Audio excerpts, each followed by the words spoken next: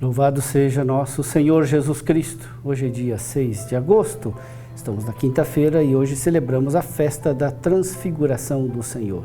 O evangelho de hoje é de Mateus, capítulo 17, versículos de 1 a 9.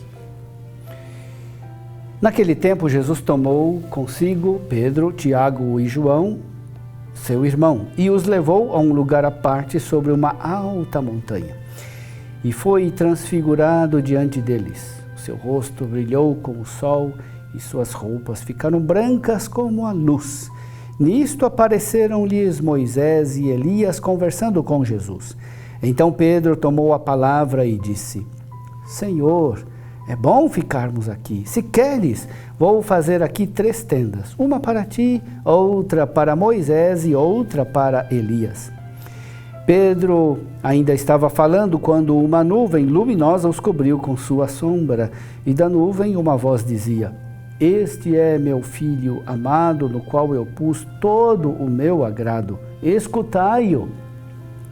Quando ouviram isto, os discípulos ficaram muito assustados e caíram com o rosto em terra.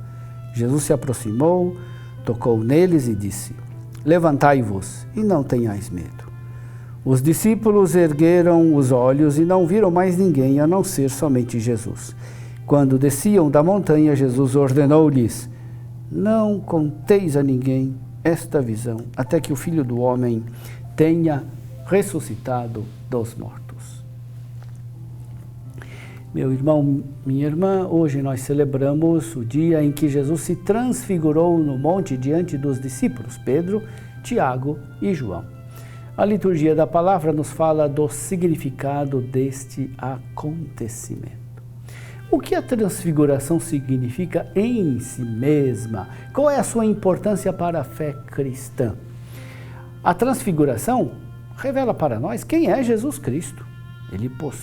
A transfiguração possui então um valor em si mesma, como um fato miraculoso pelo qual se nos revela quem é Jesus.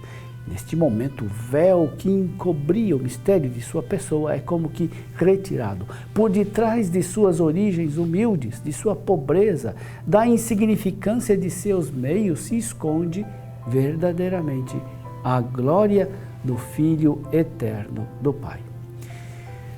Os discípulos não ficaram imunes às dúvidas em relação a Jesus. Quase todas as pessoas, as instituições daquele tempo, se voltaram contra Jesus. Jesus foi acusado de falso profeta, de herege, de possesso, de charlatão. Ora, diante de tudo isso, se levanta a pergunta: com quem está a verdade? Com a minoria, Jesus e os discípulos, ou com a maioria, a sociedade, a religião, os chefes daquela época? A transfiguração desfaz todas as ambiguidades. É o próprio Deus que se pronuncia em favor de Jesus. Este é meu Filho amado, em quem me comprazo. Ouvi-o sempre. Diante deste homem fraco, contestado, nos encontramos diante do próprio Filho de Deus, que visitou o seu povo para o libertar. A fé dos apóstolos e a nossa fé sai fortalecida, porque o escândalo da insignificância histórica de Jesus é superado. Vemos a glória de Deus, a lei e os profetas que dão testemunho dele. Qual é o significado da transfiguração para Jesus? A transfiguração também tem um sentido para o próprio Jesus. Jesus estava vivendo um momento de crise, provocado pela sua própria pregação, pelas suas atitudes e também pela sua vida. A primeira fase do ministério público de Jesus tinha se caracterizado pelo entusiasmo, pela reação positiva do povo e também dos apóstolos. Na medida, porém, que ia ficando claro o que Jesus queria com o anúncio do reino, uma crise começou a se armar. Por quê? Jesus pregava um reino que era a transformação total do homem e do mundo mediante a conversão radical de um novo tipo de relacionamento com Deus, Pai de infinita bondade e também um relacionamento para com todos como irmãos. E não era isso que o povo esperava. Ansiava por um Messias libertador, que iria instaurar um novo poder terrestre. Ora, Jesus não aceitou esse tipo de messianismo. Por isso ele foi ficando cada vez mais sozinho. Nesse momento, Jesus se coloca em oração.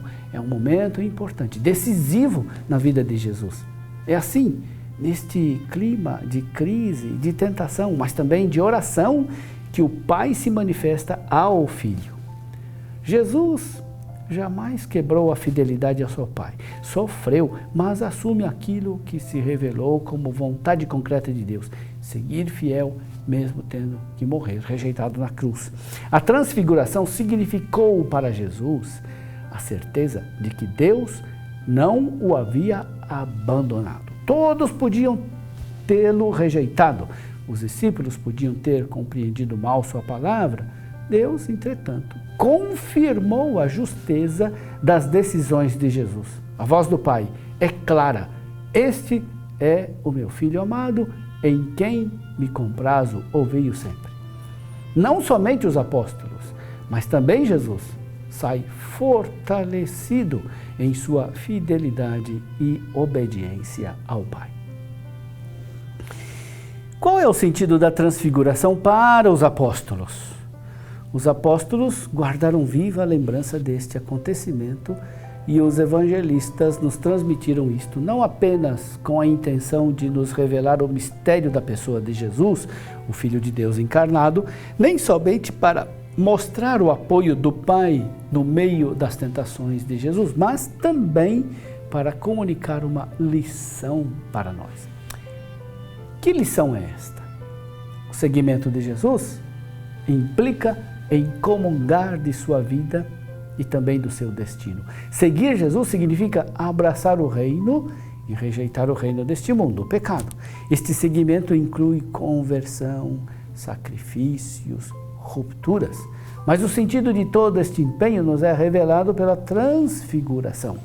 Na cruz de Cristo há ressurreição. Em todo sacrifício vigora uma redenção. E na morte, por amor, triunfa uma vida. Seguir Jesus não é só carregar a cruz, mas também ser glorificado, ser transfigurado nele. Eis a grande lição que se tira da transfiguração de Jesus.